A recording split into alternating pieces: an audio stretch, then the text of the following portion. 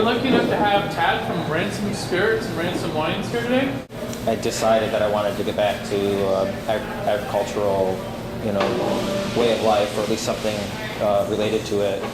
So I moved to Oregon in 1993, never having worked in wineries before, but with that intention. And I had gone back to night school and studied biology and chemistry and read lots of books on winemaking and growing grapes, and spent all of my extra income on tasting wine, which I think actually in retrospect is probably the best part of my education.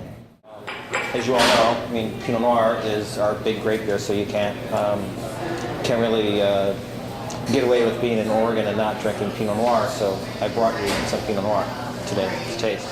Pinot Noir kind of became a very popular variety, I guess it was maybe 5 or 6 years ago, and of course the movie Sideways got the credit for that, or at least most of the credit. And more attention was paid to kind of marketing the varietal, definitely from Oregon, and I think also from California, which may be why the movie happened. What happened in the mid-2000s was something I don't think anybody had seen before, and demand was enormous. I'm sure once you become chefs, and I have some friends who are chefs, and I think they have about as much social life as I do, maybe less. But I think, for me, I work anywhere between 70 and 90 hours a week, and I'm not exaggerating. Most of my products are, the materials are either farmed organically or biodynamically. Most of my grapes come from the Eola Hills appellation, so between Salem and McMinnville, 75–80% of my fruit comes from that area. It's much more difficult to sell spirits than wine. So once you go over 24% alcohol, the laws change, the federal laws change, and all of the state laws change. The wines are in about 16 states, and the spirits, I think, 7 or 8 right now. For me, the most important thing is aromatics, whether it's wine, spirits, or whatever. It's like the first thing I'm going to do, or when I eat food. Making a living from grappa was probably not the best business plan that I ever came up with. With the Old Tom gin, I was working with a friend of mine who's a spirits writer and historian on this recipe. It was actually his idea, and it was right when I was making the switch from grappa into other things, and we were having lunch at McSorley's in New York. It was about 5 years ago, and I said, I think I'm going to start making gin, and I hadn't begun working on the recipe yet, and he said, well, why don't you make an Old Tom? And I'd never even heard of Old Tom gin. What people associate gin with nowadays is London Dry style of gin. And of course, that style of gin did not exist before the column still was invented. For a long time, there weren't Old Tom gins on the market. They pretty much were gone, at least domestically in the United States, by the 1950s. What we were trying to do is make a style of gin that someone would have found in the mid-1800s.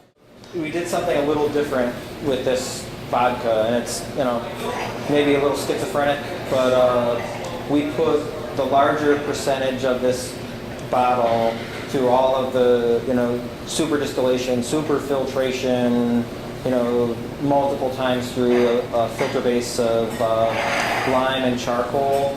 And then, just because I can't really wrap my mind around making something that has no aromatics, we back blended triple distilled white dog whiskey, just to give it a little bit more body and a hint of malt on the nose.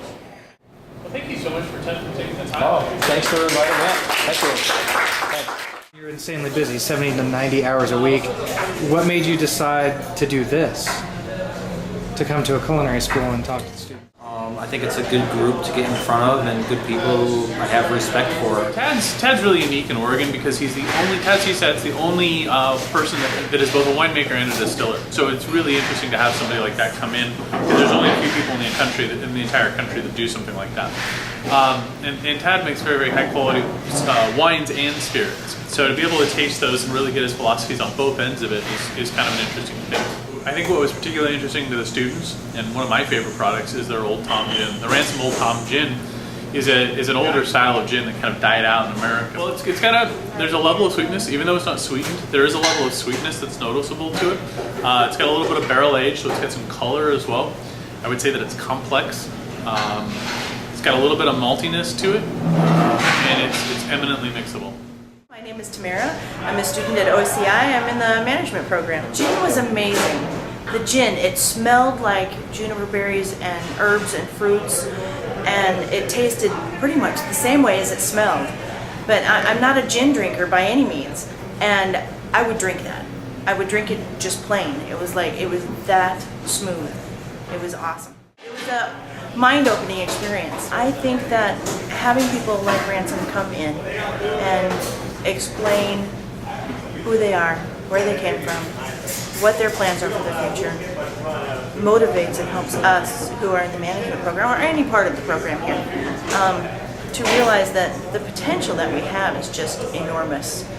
And that's the best part. Any other thoughts on the experience? I want to come back and eat.